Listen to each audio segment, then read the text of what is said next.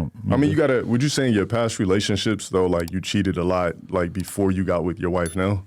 Yeah, and I cheated on her for the first couple of years too, before I kind of got my together and started to appreciate what I had. Exactly. That's what happens. Like, in order to get past that, I feel like you gotta basically burn out your central nervous system when it comes to like if you don't. I like that. Yes.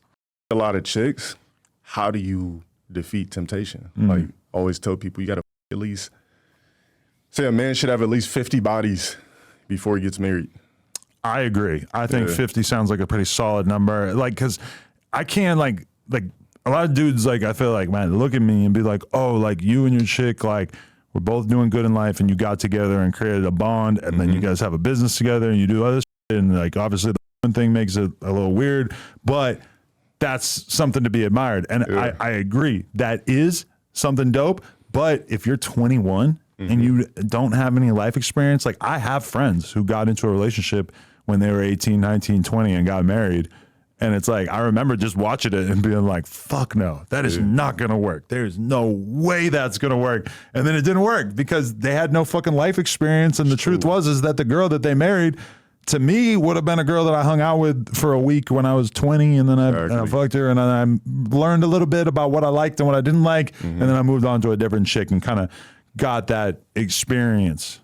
You also morph into like, you ever been with your girl and like you're walking somewhere and you see this like 50, 60-year-old guy just like, yeah, those are the guys that was your friends that was 18 that got married. They don't have experience. So, and they're just horny as fuck. Yeah, you're just going to get old and get thirsty basically. Yeah. So I feel like every guy should, before they take that leap, should definitely have like 50 bodies and up. Yeah. By then you're used to the pussy. Pussy's no longer a temptation. And you'll see like a 50-year-old dude in like a full Gucci tracksuit in Vegas or whatever, just being the like thirstiest, just piece of shit. And it's like, that's a dude who never got pussy when they're young. And now they're old enough to afford a Gucci tracksuit to at least act rich, probably not actually rich, but they definitely can like kind of wear the Gucci tracksuit. It's the $3,000 tracksuit.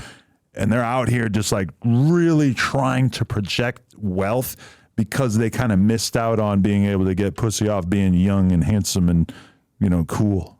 That's the issue. Gotta fuck 50 chicks and up.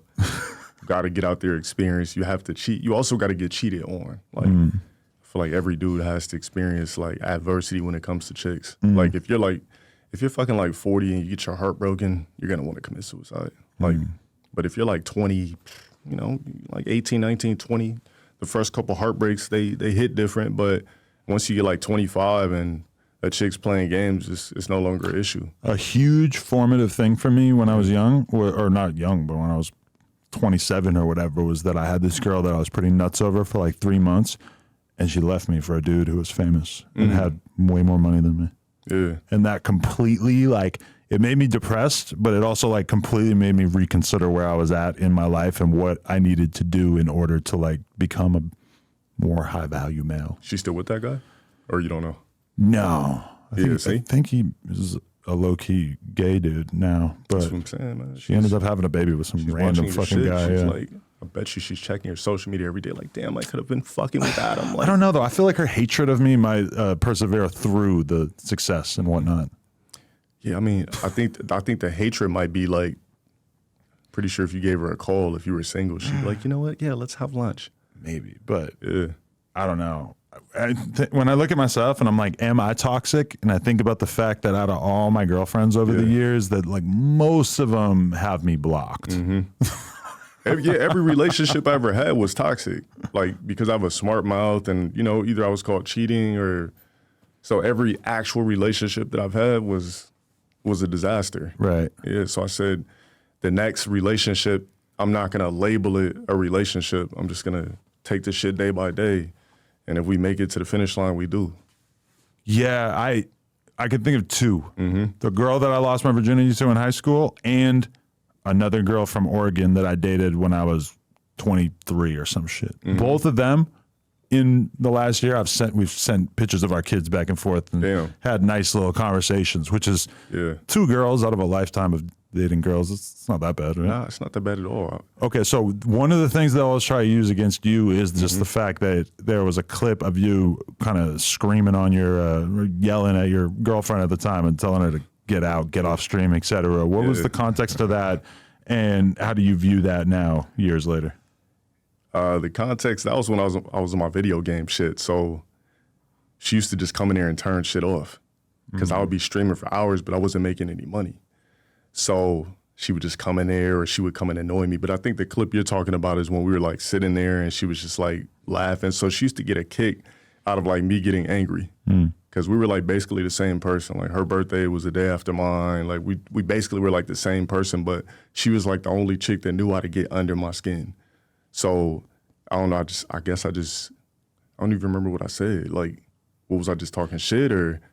You were just like kind of yelling at her, telling her to like, get off screen, or like just letting her know. Like, and she seemed a little like bewildered by it. Like she was sort of taken aback. So people, I think, kind of ran with that. Yeah, they definitely ran with that.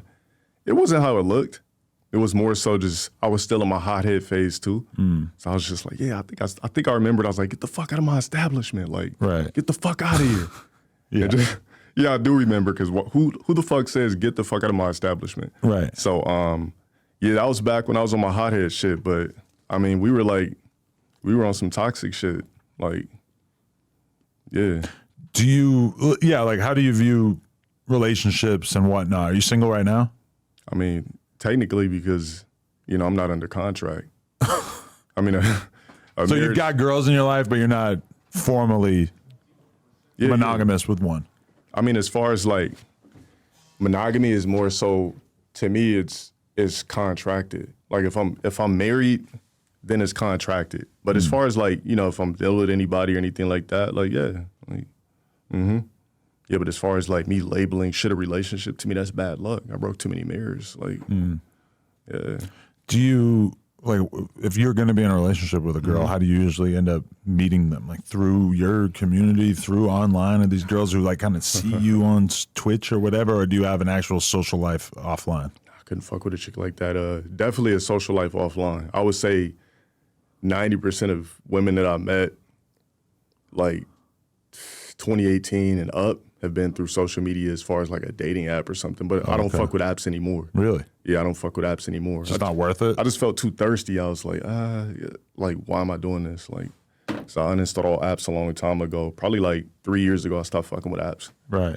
Yeah, so, yeah, definitely got a social life. A streamer, I mean, a chick's gonna understand me, but they might watch what I say and get annoyed off things that I say. Right. Which has happened in the past. I've had chicks completely try to curve me based off what they see when they see on Instagram. They're seeing a reel of me saying this and that, talking about pH levels, this and that. They're not fucking with it. Really? So it takes a special type of woman to be able to understand me and deal with what I do. So the same misogyny that wins you fans can be to your detriment. Absolutely. Yeah, like, that's why I kind of toned down my shit too, because I used to go real hard with the like, the hard on thoughts movement. And I was just like, you know what? Let me try to win over some of the female fan base. Like, I'm not really angry. It's not really that big of a deal. Let me open up my demographics, crack open my analytics, try to get some women in here that really don't look at me as a misogynist. I've had chicks tell me like, you're a beautiful man, but you're just an ugly ass person. So, wow. Yeah, just based off looking at my Instagram. I mean, damn, I don't see that, but hey. Damn, it's because like your audience that you've been courting understands the language that you're speaking and the dog whistling that you're doing. And like, if you say something kind of extreme, they understand the context and shit. But then a chick, she don't know nothing. She's not going to understand it. Right. Yeah, unless, some women are like, which is rare. Like some women, they'll just rock or whatever. Like, oh, he's an entertainer, he's acting, or he's just having a good time. Some chicks take whatever you say on the internet as like they let it bleed into your personal relationship. Right. That's two different things. Like, I used to have that back in the day where I would go out and date a girl, hang out with a girl, and then I would be talking about her on here, and I would call her a bitch or like, tell a little story about fucking her or some shit, and like think that she's not gonna fucking see it, and then all of a sudden she sees it, and she's just not fucking with me because I just like put some, and I would always think that I was being clever by not revealing who it was or whatever, but then obviously they figure it out, or they hear you talking about fucking some other girl right away, and as much as all these manosphere type dudes want to convince you that once you're a high value male that girls are just gonna let you fuck everyone, whatever, it's like in reality a lot of girls want to feel kind of special, and if they realize that you're down to just fuck whoever and that you are fucking whoever, I mean, that's probably going to be kind of detrimental to what you're doing. That's what I'm saying. The red pill shit is a fallacy. Like, it's not real. So, like I said, it's gonna take a special type of chick. And what's the chances of you finding her where she's like, you know what, like, you're successful, I'm gonna let you fuck whoever you want, and I'm just gonna deal with it. Like, the chances of you finding that is like slim to none. Like, Right. yeah, exactly. So that's an unrealistic approach. The whole manosphere red pill thing, that's why it's like kind of dead. Like, honestly, do you really want to live a life of just labeling yourself red pill, manosphere, do what I say? I like 50-50 in my shit. I think it was meant to be a temporary interest